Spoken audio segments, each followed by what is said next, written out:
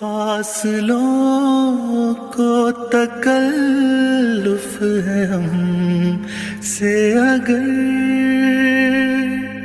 ہم بھی بے بس نہیں، بے سہارا نہیں، خود انہیں کو پکاریں گے ہم دور سے، راستے میں اگر پاؤں تھک جائیں گے۔ والصلاة والسلام علی سید الانبیاء والمرسلین، اما بعد فاعوذ باللہ من الشیطان الرجیم، بسم اللہ الرحمن الرحیم،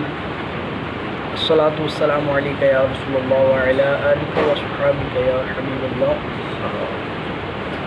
وَإِذْ قُلْتُمْ يَا مُوسَىٰ لَن نُّؤْمِنَ لَكَ حَتَّىٰ نَرَى اللَّهَ جَهْرَةً فَأَخَذَتْكُمُ الصَّاعِقَةُ وَأَنْتُمْ تَنظُرُونَ۔ جب تم نے کہا اے موسیٰ لن نؤمن،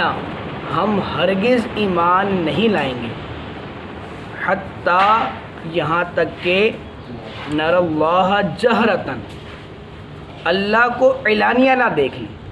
ہوا کیا تھا، جب یہ پیچھے ان کا یہ جو واقعہ گزرا کہ انہوں نے بچھڑے کی پوجا کی، تو اللہ تبارک و تعالیٰ نے ان کی توبہ حضرت موسیٰ کے کہنے پر قبول کر لی۔ تو اب ان کی توبہ پیش کرنے کے لیے، جب کسی سے کوئی غلطی ہو جاتی ہے تو اس کے سامنے ہم معذرت پیش کرنے کے لیے جاتے ہیں کہ بھائی اس کے پاس چلتے ہیں، اس کے پاس جا کر اس سے معافی مانگتے ہیں۔ تو یوں ہی حضرت موسیٰ کو بھی یہ حکم ہوا کہ ان کی توبہ پیش کرنے کے لیے ان میں سے کچھ افراد کو چن کر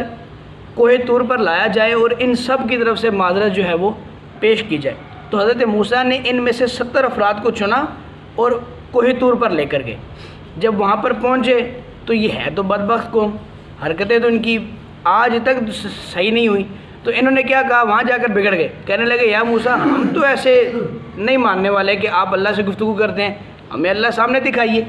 حضرت موسیٰ نے ابھی تک یہ فرمائش نہیں کی تھی اللہ سے کہ میں آپ کو دیکھنا چاہتا ہوں، لیکن یہ بدبخت قوم جو امتی ہو کر اللہ کو دیکھنے کی خواہش کر بیٹھے، کہتے جی ہم تب تک، ایک تو خواہش ہوتی ہے نا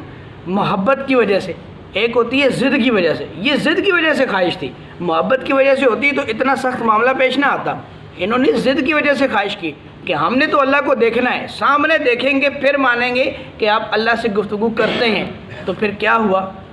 فَأَخَذَتْكُمُ الصَّاعِقَةُ، ایک کڑک نے ان کو آ لیا، ایک آواز نے، ایک اب اس کو کیا آواز کہیں گے، ایک سخت آواز نے اس کو آ کے پکڑ لیا، خوفناک بھی نہیں کہہ سکتے نا، وَأَنْتُمْ تَنْظُرُونَ، حالانکہ تم دیکھنے والے تھے،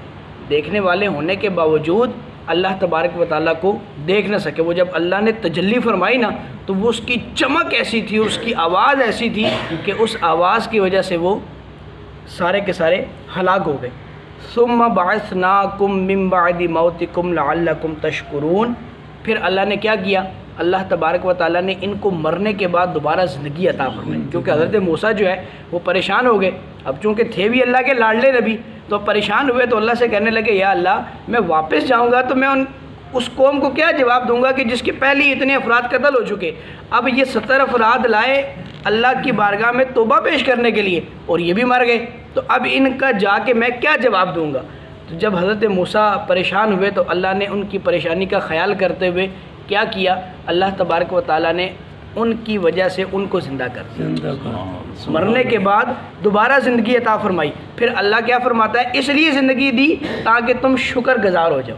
لیکن یہ آج تک ویسے کے ویسے بدبخت ہی شکر گزار نہ ہوئے۔ یہاں سے ایک بات یہ بھی پتہ لگتی ہے کہ اگر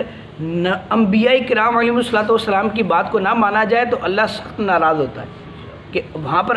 حضرت موسیٰ نے کہا تھا نا کہ یہ وہ جگہ ہے جہاں پر اللہ گفتگو فرماتا ہے، تو انہوں نے حضرت موسیٰ کی بات کا انکار کر دیا، کہنے جی ہم تو جب تک دیکھیں گے نہیں تب تک نہیں مانیں گے۔ تو جب موسیٰ کا انکار کیا تو اللہ سے یہ انکار برداشت نہیں ہوا، تو حضرت موسیٰ کا انکار اگر برداشت نہیں ہوا تو کوئی حضور جان عالم کا انکار کر بیٹھے، ان کی بات نہ مانے، ان کے بتائے ہوئے طریقے پر نہ چلے، تو پھر کیا ہوگا۔ بہرحال وَظَلَّلْنَا عَلَيْكُمُ الْغَمَامَ وَأَنزَلْنَا عَلَيْكُمُ الْمَنَّ وَالسَّلْوَىٰ، جب یہ سارا معاملہ ہو چکا تو پھر اللہ تبارک و تعالیٰ نے ان کے لیے ایک اور حکم بھیجا۔ حکم کیا بھیجا؟ ان کو کہا کہ آپ اس اپنے مصر شہر کو چھوڑیں اور وہاں جائیں جہاں پر بیت المقدس ہے، اسرائیل کی طرف، یہ جو آج کل کا فلسطین ہے، اس طرف جائیں۔ یہاں پر قوم عمالقہ آباد تھی، یہ خدا اور اس کے رسولوں کی نافرمان قوم تھی، تو ان کو یہ کہا گیا کہ آپ ان سے جا کر جنگ کریں، ان کو یہاں سے نکالیں، کیونکہ یہ جگہ جو ہے یہ انبیاء کرام علیہ الصلوۃ والسلام کا مدفن ہے، ان کی اولادیں یہاں پر مدفن ہیں، ان کی اولادیں مدفون ہیں، تو لہذا جو ہے وہ آپ وہاں جائیں، ان لوگوں کو وہاں سے نکالیں کیونکہ وہ کافر قوم ہے، ان کو نکالیں اور اس جگہ کو آباد کریں۔ تو انہوں نے پہلے تو مانے نہیں، کہتے نہیں جی ہم نے جانا ہی نہیں، ہم نہیں جائیں گے، ہم اپنے شہر کو نہیں چھوڑیں گے، اپنی جگہ کو، اپنی جائے پیدائش کو نہیں چھوڑیں گے۔ جب مان گئے چاروں نہ چار، کیونکہ ظاہر نبی کا حکم تھا، ماننا تو تھا، جب مان کے نکل پڑے تو راستے میں ہر چھوٹی سی مشکل پیش آتی تو فوراً بھاگے آتے ہو، جی یہ مشکل دیکھیں آپ کی وجہ سے ہم آئے ہیں تو یہ مسئلہ ہو گیا، دیکھیں جی آپ کی وجہ سے آئے ہیں تو یہ مسئلہ ہو گیا۔ تو اب یہ ایک ایسے میدان میں پہنچے جہاں نہ کوئی درخت تھا، نہ کوئی سائبان تھا، نہ زمین سے کوئی کھیتی اگتی تھی، زمین بھی بنجر تھی، اور یہ وہاں جا کر پھنس گئے۔ علاقہ بہت بڑا تھا، بہت بڑی جگہ تھی، بہت بڑا میدان تھا، تو یہ بار بار پریشانی لے کر آ جائیں، جی وہ دیکھیں جی سایہ نہیں آ رہا، جی کوئی کھانے کے لیے چیز نہیں مل رہی، جی پانے کے لیے چیز نہیں مل رہی۔ تو حضرت موسیٰ نے دعا کی اللہ تبارک و تعالیٰ سے، تو اللہ نے کیا کیا، ان کے اوپر ایک بادل بھیجا، وہ بادل ان کے اوپر سائبان بن گیا، بادل بھیجا جو ان کے اوپر سائبان بن گیا، جو ان کو دن میں سایہ دیتا اور اس کے نیچے ایک پلر ٹائپ کی، ایک مطلب مینارہ ٹائپ کا ایک لگا دیا اس بادل کے نیچے، جو ان کو رات میں روشنی عطا کرتا۔ دیکھیں کتنا بہترین انتظام اللہ نے ان کے لیے کیا، کتنا لاڈلا بنا کے رکھا کہ ہر خواہش پوری کی جا رہی ہے۔ دن میں گرمی ہے، بادل کا سایہ دے دیا، اور سایہ بھی ٹھنڈا جس سے ان کو راحت نصیب ہو۔ پھر اس کے بعد رات کے لیے ان کی اس مینارے سے روشنی کا بندوبست کیا، پھر کھانے کے لیے من اور سلوہ دے دیا۔ من اور سلوہ جسے ہم کہتے ہیں، آج کل محاوروں میں بھی استعمال ہوتا ہے، وہ من اور سلوہ دے دیا۔ من کیا تھا؟ ایک میٹھی پنیری تھی جس کے اندر بہت ساری اجزاء شامل، میٹھی چیزیں شامل کر کے وہ بنائی گئیں، اور ایک سلوہ بھیجا گیا۔ سلوہ کیا ہے؟ سلوہ جو ہے وہ ایک پرندہ ہے، بٹیرا جیسے ہوتا ہے نا، بٹیرے ٹائپ کا ایک چھوٹا سا پرندہ ہے جس کو بھنا ہوا ان کے لیے پیش کیا گیا۔ ہفتے کے سارے دنوں میں یہ چیزیں آتی، صرف ہفتے والے دن میں نہیں آتی، سیٹرڈے کو نہیں آتی، جمعے والے دن ڈبل آتی تھی، کہا کہ ہفتے والے دن کے لیے جمع کر لینا، ہفتے کو تمہیں نہیں ملے گا، لیکن ایک دن سے زیادہ کا جمع نہ کرنا۔ انہوں نے کیا کیا؟ انہوں نے ڈھیر لگانا شروع کر دیا، زیادہ جمع کرنا شروع کر دیا، اور ہر بندے کی اس کی کھانے کی مقدار کے مطابق اترتی تھی۔ جس نے زیادہ کھانا ہے اس کے لیے زیادہ آ رہا ہے، جس نے تھوڑا کھانا ہے اس کے لیے تھوڑا آ رہا ہے، ہر بندے کی مقدار کے مطابق اس کو کھانا میسر آ رہا ہے، لیکن پھر بھی کیا کیا؟ ڈھیر لگانے شروع کیے، تو اللہ تبارک و تعالیٰ نے اس کو پھر خراب کرنا شروع کر دیا۔ اگر یہ جمع نہ کرتے تو آج ہمارا کھانا خراب نہ ہوتا، کسی کا بھی کھانا خراب نہ ہوتا، لیکن انہوں نے جمع کرنا شروع کیا تو اللہ نے کھانے میں پھر وہ ایسی نقص پیدا کر دیا کہ وہ کھانا اب خراب ہونا شروع ہو گیا۔ تو جب یہ اتارا تو پھر اللہ نے فرمایا کلوا من طیبات ما رزقناکم، کھاؤ اس میں سے پاکیزہ رزق، وما ظلمونا، انہوں نے اچھا چلے آگے سن لیں، وما ظلمونا ولکن کانوا انفسهم یظلمون، یہ ظلم انہوں نے اپنے اوپر کیا ہے۔ اللہ تبارک و تعالیٰ نے ان کی یہ بات جو ہے وہ بتانے کے بعد فرمایا کہ یہ جو انہوں نے بے وقوفیاں کی ہیں نا، یہ ظلم انہوں نے اپنے اوپر کیا، ہمارے اوپر تو نہیں کیا۔